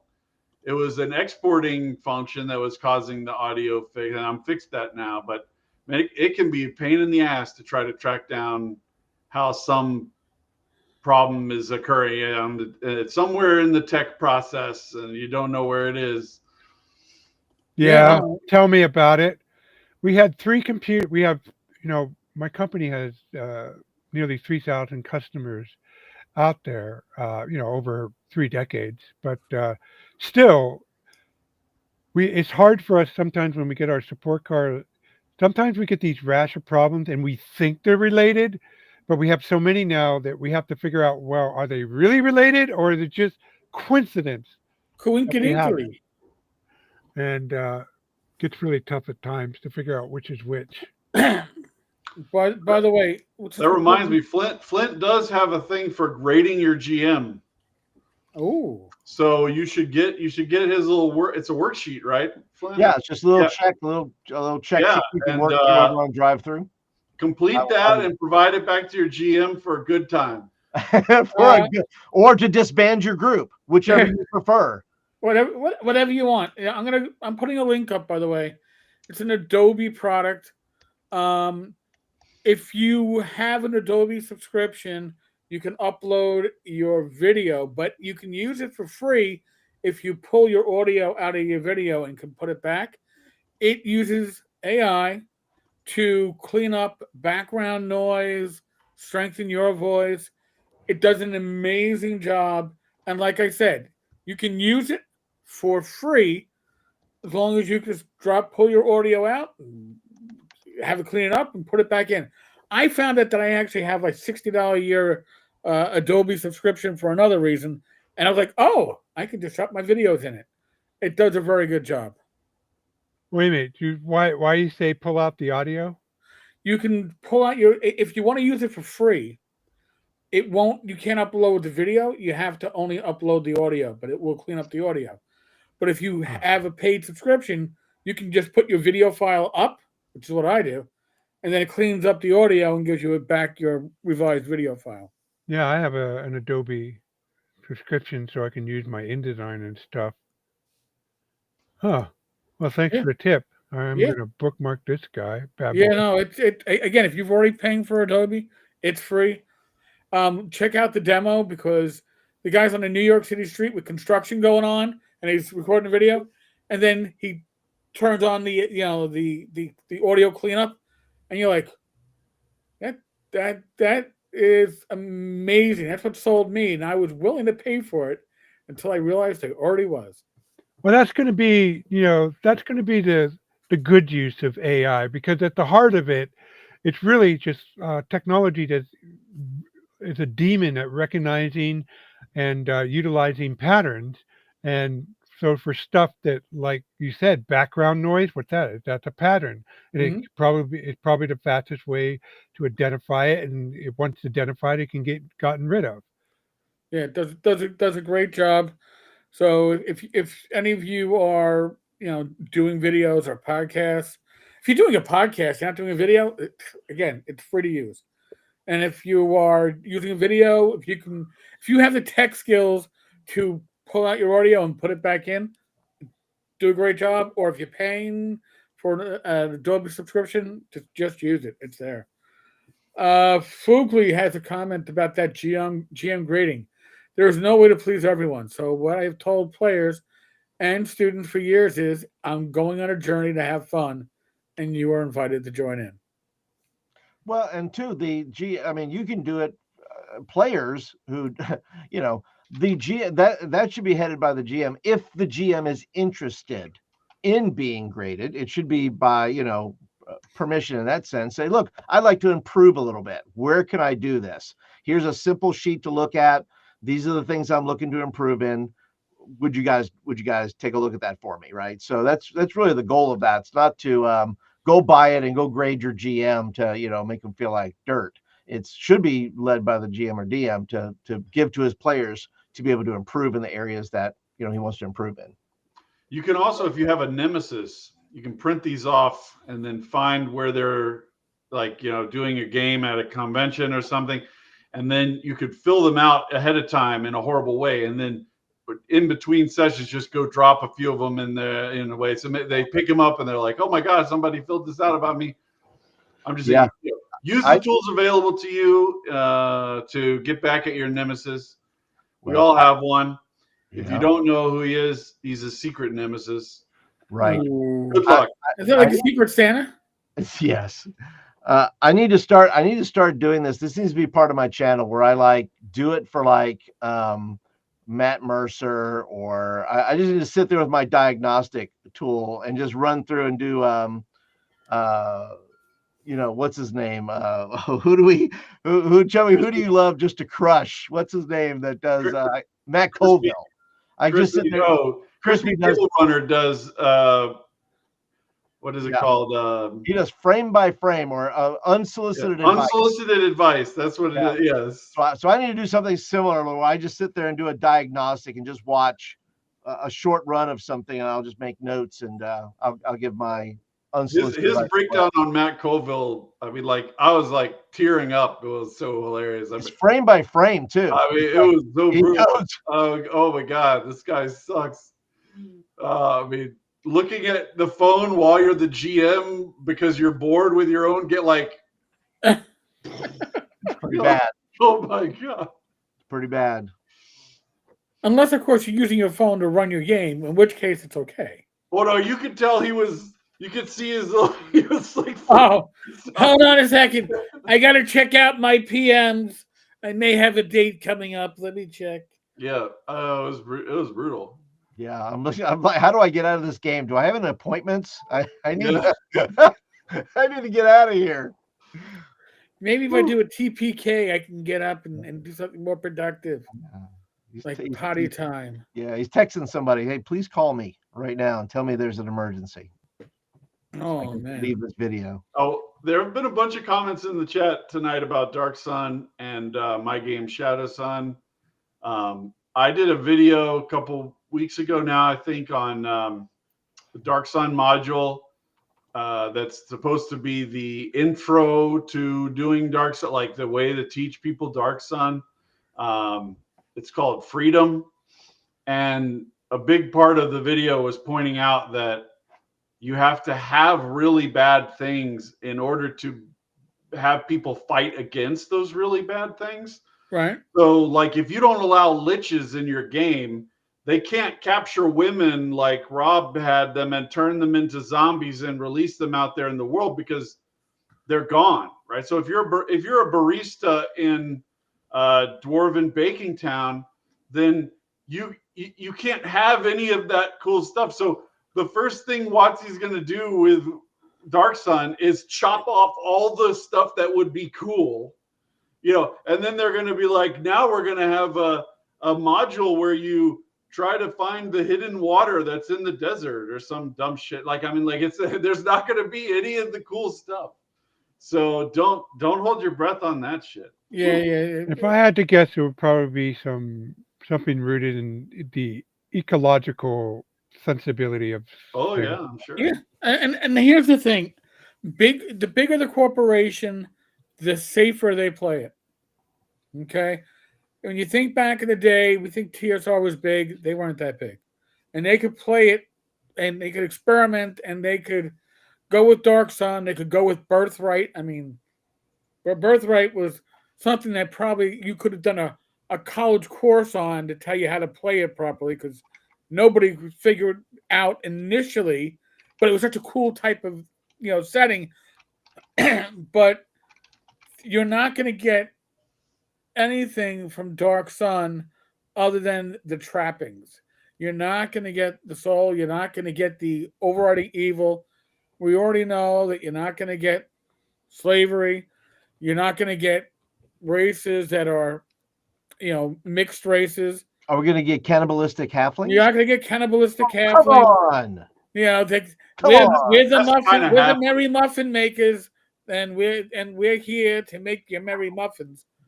But is Dark Sun being put out the old? Was it an old team product or is it a product of a new team?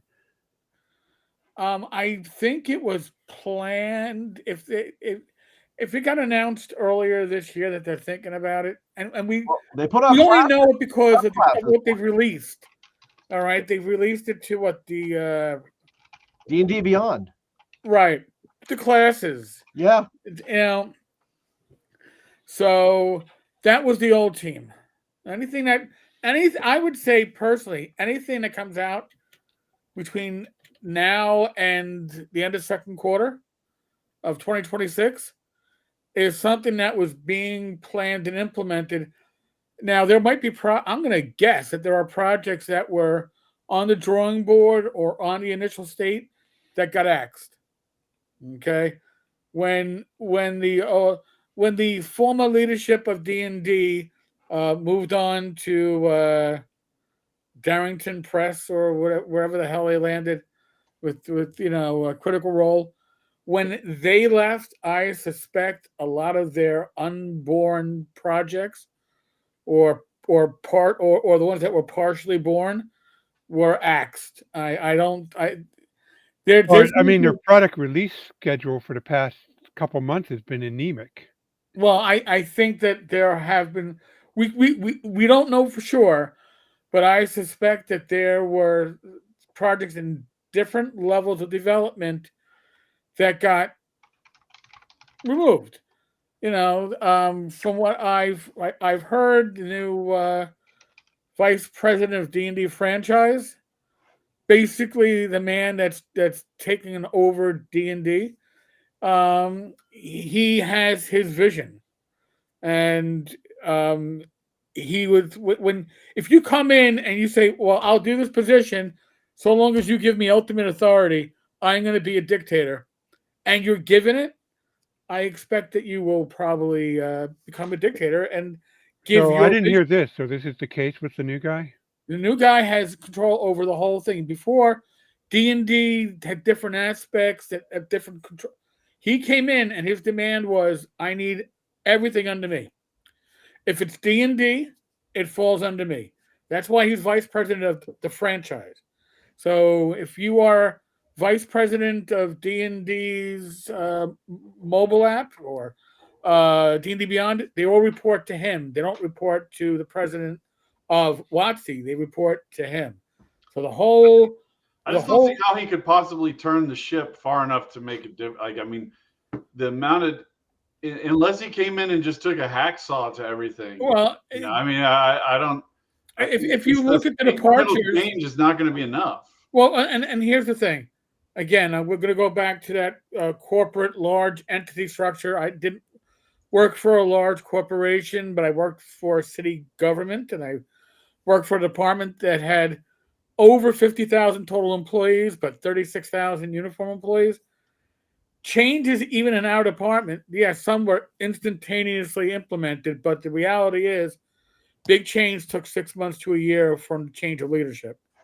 I expect that we're looking at a time frame of at least a year before we and it's not going to be a 180. It's going to be a gradual shift, in whatever direction this individual is looking to push it. But I think that the direction they've been going in hasn't been giving them the $1 billion promise that a certain person who's now killed Funko Pops, Cynthia Williams, Funko. She killed Funko. All right, so she was killing the D&D franchise. We should As kind of thank her for that, though. yeah, thank you for killing Funko, Cynthia. Thank you. Yeah, you are taking that last name of Williams, and you are doing it well. Oh, that's right. Yeah. Yes, Williams and D&D have had a bad history there. yeah, it's like, I have a reputation to uphold. How do I uphold this?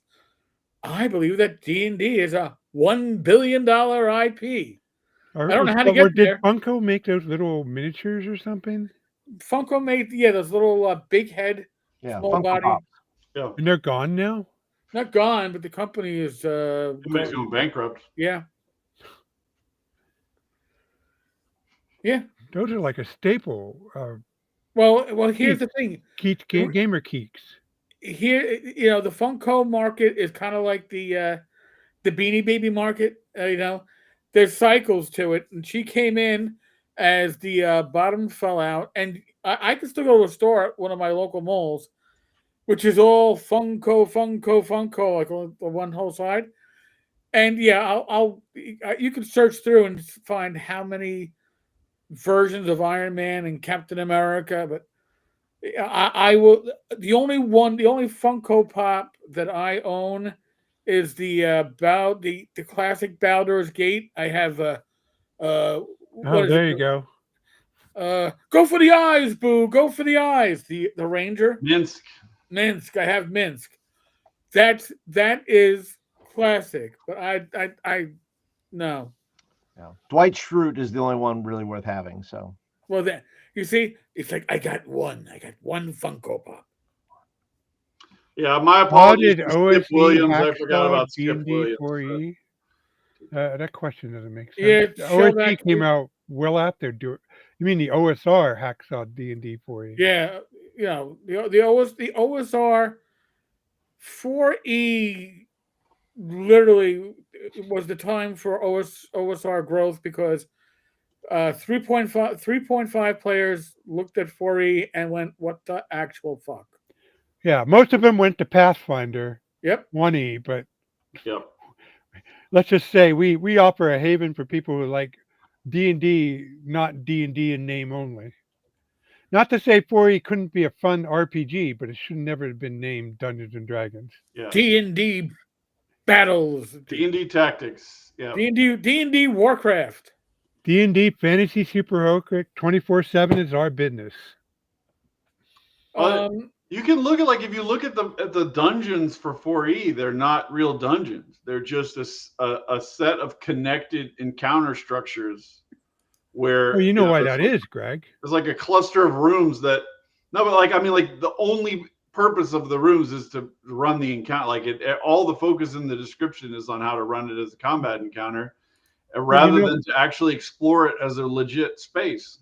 You know why that is? Because they're money grubbing assholes. That's why. No, there's a very practical reason. There's that too, but there was. They want to sell minis. They want to sell because minis. because I've run D&D 4E in organized play, but I even TPK'd a party, so I'll take pride in that one. All right, you get a cookie. So when you run D&D 4E, you have a 4-hour slot, right? So you have a little bit of role playing, then you have your first combat encounter, then you have another bit of role playing, then you have your second combat encounter, and then you had your wrap up. That took 4 hours to do because your combat took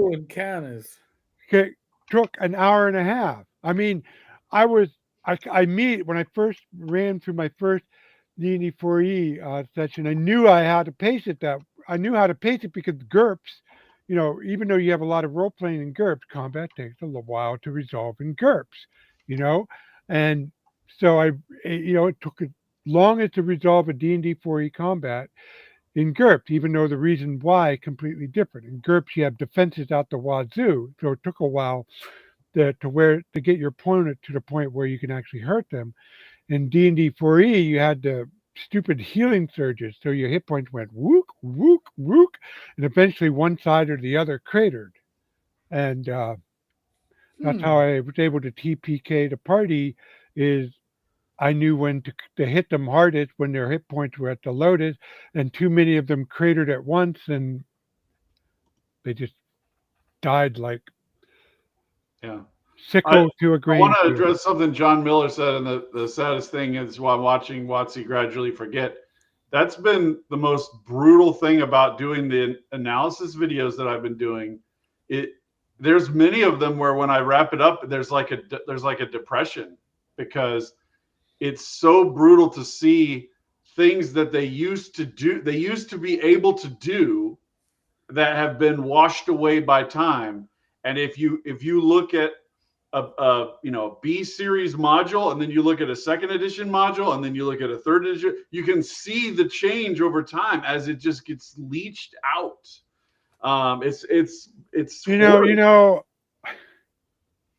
I'm going to disagree in part in there. I'm so surprised. The 1E module, there were some real clunkers in there. I'm not saying they were all fucking awesome. Oh. I'm just saying that they tried to do certain things that had just got white, especially going from third edition and looking at Sunless Citadel, which is actually very good, very unique environment, and then watching go into fourth edition, go into fifth edition, all that kind of complexity and interestingness of the dungeon just get ripped out. It's just it's painful to watch. Oh, Agile super chat, right? Yeah. Yes, that's for you. Much appreciated, buddy. Agile is Yeah, a great supporter of the OSR and various YouTube channels. So we thank you, sir. The 5e adventures had its moment, but there were really few and far between. Like the Dungeon of the Mad Archmage. I ran a bit of it, and it was pretty good for a dungeon. And of course, I know we probably disagree on this, but I thought the Lost Mines of Phandelver was excellent. But yeah, the rest of it. Rob, you tell me about certain Disney Star Wars things that you think are excellent. I love you, but no. We got to draw a line somewhere. Yeah, I mean, I can only go. I think you've been a little. I know you guys like to bust my balls about my movie recommendations, but I do not. There's only a few Disney Star Wars that I truly like Andor or Rogue One. And Andor was good. Rogue One is one of my favorite Star Wars films. Right. But it's definitely not Disney's method. I mean, it's like it was the first one that kind of squeaked in, and then they were like, "Oh no, we got to change this shit." Yeah, it's the outlier, is what that is. I just didn't have the visceral hatred that you guys seem to have for some of them. Like the Acolyte was not good. The rest, to me, many of the others, like season 3 of The Mandalorian, the Book of Boba Fett, they were okay. But Rob, you were talking about what's that Rings of Power thing? I mean, it was okay. There were some storylines like Elrond and the dwarves that I really like, and then the whole Numenor thing, that was stupid, and Galadriel was half-ass. I mean, see, I think Rings of Power you can enjoy it if you go into it with this isn't Lord of the Rings. I thought the orc stuff though with the first orc guy. That was okay. That was pretty good for his original story. Well, and I mean, it wasn't Tolkien, but yeah, I mean, Rings of Power is hit and miss all over the place. Well, on that note, we are hitting the witching hour. So, okay, I want to thank. Before I thank the panel, I want to thank everybody in the chat, and I will make this promise. Awesome chat tonight, yeah. Okay, I'm going to make this promise. You can hold me to it. When we come back in, I guess, 2 weeks' time, if Greg is here, he better be here unless he's got like other responsibilities. I will make sure he gets the link at least 2 hours, if not sooner, beforehand. So it isn't like you're going, oh, I got a free night. Oh, god damn it. Oh, call it for what it really is, so we can scarf some of your Greg's viewer into our channel. Nah, well, not yet. For the moment, in 2 weeks, the numbers may switch. For the moment, tonight we surpassed 7,700 subscribers. So I think 8,000 before Christmas is quite likely. So I thank everybody who's subscribing to the channel. You are awesome. But again, Greg's channel is the one that's on fire. And it's not even tortoise in the hair. I got a steady pacing. Somebody put nitro in his car. All right. So just enjoy the ride, because Greg is one of those YouTube rarities in my opinion. Um he's authentic, he has good content, and people are watching. You don't get all three together a lot of times. For some reason, the algorithm looks at authentic sometimes and goes, "Oh, that's boring." But Greg is authentic, and you cannot pass that up. So again, if you're watching on my channel, I've linked Greg. But look up Chubby Funster on YouTube. I linked it already twice. Just find it, subscribe to it. You won't be disappointed. And I'm going to thank again for those that have put a little coin in Greg's pocket. If you put enough coin in his pocket over the next year, maybe he gets to retire early and do this shit for a full-time job. I'm just saying. I'm thinking ahead for Greg. I want to be able to say I knew him when he was getting this big and this big, and then when he blows up, I want to go. I know that guy. He'll occasionally take my phone call. Well, actually, I think the perspective you can contribute the most, Greg, is you put out Ambition and Avarice a while ago. You've been publishing for a while. Yes. Yeah. But you did something different starting a year ago, and that you caught on fire, and that may be worth a video or two for people who are interested in, okay, so this guy published Ambition and Avarice and all this other stuff. What's the difference between then and now? So yeah, he's not, and all that to say that Greg's not an overnight success, Right. As if to say he just showed up on a YouTube channel. He has a backlog of design experience and lots of other things. He's not just some random person. Here, I'm gonna make a great comparison to Greg, because it happens on multiple levels. He's like the Kelsey Dion, where people in the other are like, "Oh, she came out of nowhere." No, she was busting her ass for years producing content, yeah. and it was good content. And then she found her way. She found that spot, and she's produces even greater content. Well, you know what? Support Greg, and maybe you'll get even better content, not just on a YouTube channel, but when it comes to his Shadow Dark material and otherwise, and his own projects. Okay, it's not a zero-sum industry. We all support and encourage each other, because it's what we do. It's what real people, real friends do. And again, Greg is good people, and I've known him for way longer than I thought. My God, you and Joe. I was like, what the? It's like, I got to find these people that make me look small. I mean, you guys I knew you before I published my first free role-playing game. Yeah. That was so long ago now. Oh my God. 15 Yeah, no, years. scary shit. Yeah. So folks, thank you to the panel. Flint, Rob, Greg. Thanks. You're welcome. Huge thank you.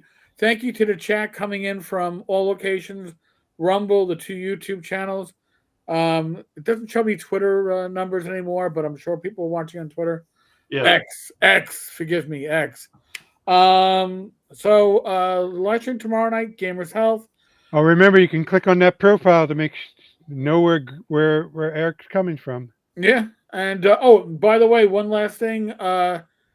Inappropriate Characters Rerolled returns on Rumble, 7 p.m. Sunday night.